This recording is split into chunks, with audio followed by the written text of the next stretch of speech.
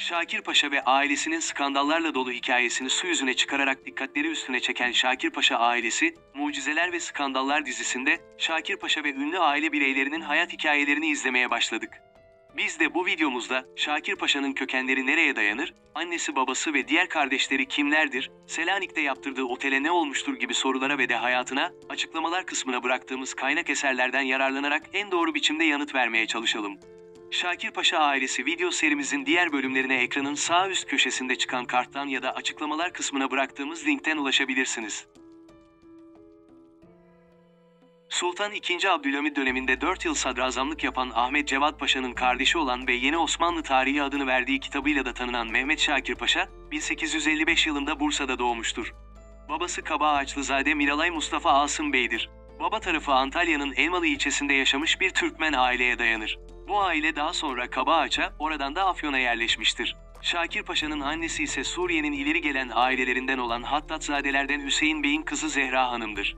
Şakir Paşa'nın babası askeri sınıfa mensup olmakla birlikte baba tarafından dedeleri Afyon'da müderrislik yapmış ulemadan kişilerdir. Şakir Paşa'nın babası Mustafa Asım Bey, Arapça ve Farsçayı iyi bildiği için katiplik göreviyle Şam'a gitmiş ve oradayken Şakir Paşa'nın annesi Zehra Hanım ile evlenmiştir. 1849 yılında büyük çocukları Sare, 1851'de ise ikinci çocukları Ahmet Cevat Şam'da doğmuştur. Daha sonra Asım Bey yeni açılmış olan Bursa İdadi Mektebi'ne müdür tayin edilmiş ve en küçük çocukları Mehmet Şakir de Bursa'da oldukları bu dönemde doğmuştur. 1861'de Darı Şura'yı askeri azası olan ve İstanbul'un Fatih ilçesine yerleşen Mustafa Asım Bey, bu görevdeyken 1862 senesinde vefat etmiştir. Kendisinden 3 gün sonra da eşi Zehra Hanım ölmüştür. Mezarları Fatih'te Emir Buhari Camisi'nin haziresindedir. Anne ve babaları öldüğünde Sare Hanım 13, Ahmet Cevat 11, Mehmet Şakir ise 7 yaşındadır. Küçük yaşta yetim ve öksüz kalan bu üç kardeşi o sırada Rumeli Kaz askeri olan, daha sonra da Şeyhülislam tayin edilen Atıfzade Hüsamettin Efendi himayesine almıştır. Bir süre sonra Sare Hanım zengin bir adamla evlendirilmiş, iki erkek kardeş ise askeri okullarda eğitimlerine devam etmiştir. Harbiye'den mezun olup askeri ve idari çeşitli görevlerde bulunan ve 2. Abdülhamid döneminde sadrazamlık da yapan Ahmet Cevat Paşa 1900 senesinde verem hastalığından vefat etmiş, vasiyeti gereğince anne ve babasının kabirlerinin bulunduğu Emir Buhari Camii haziresine defnedilmiştir. 1916'da hayatını kaybeden ablası Sare Hanım da aynı yerde medfundur. İki kardeşin de hiç çocuğu olmamıştır.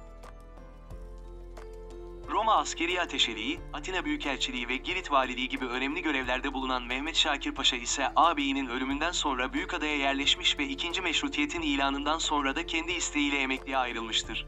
İki evlilik yapan Şakir Paşa'nın ilk eşi Serdar-ı Ekrem Ömer Paşa'nın kızıdır ve Asım adını verdiği oğlu bu hanımdan doğmuştur.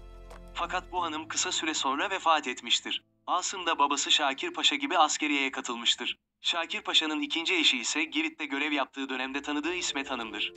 Bu hanımdan 4'ü kız, ikisi erkek olmak üzere 6 çocuğu olmuştur. Bunlar sırasıyla Halikarnas balıkçısı olarak bilinen Cevat Şakir Kabaağaçlı, Hakiye Koral, Ayşe Ernar, Suat Şakir Kabaağaçlı, Fahrünnisa Zeyd ve Aliye Berger'dir. Şakir Paşa ailesi Büyükada'ya yerleşen ilk Türk ailelerinden olduğu gibi o zaman su ve elektrik şebekesi bulunmayan bu yerde Şakir Paşa gerekli düzenekleri kurarak bu imkanları da konağına getirmiştir. Şakir Paşa, Balkan Savaşı başlamadan kısa bir süre önce eşi İsmet Hanım'ın kardeşi Mithat Bey'in ikna etmesiyle Selanik'te bir otel yaptırmaya karar vermiş, ağabeyi Ahmet Cevat Paşa'dan kendisine miras kalan ve gelir sağlayan bütün taşınmazları da satıp parasını bu işe yatırmıştır. Fakat savaş sırasında söz konusu otel yıkılınca aile maddi açıdan büyük sıkıntılara girmiştir.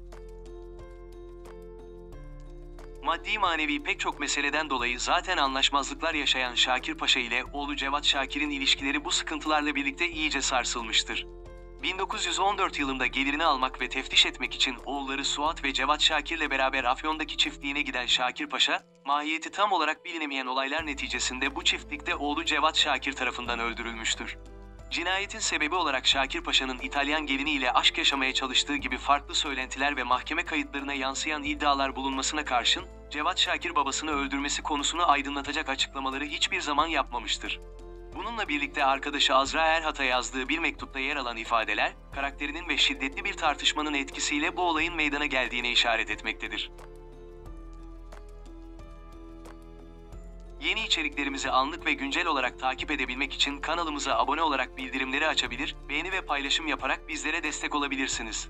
Yeni içeriklerde buluşana kadar sağlıkla ve mutlulukla kalın.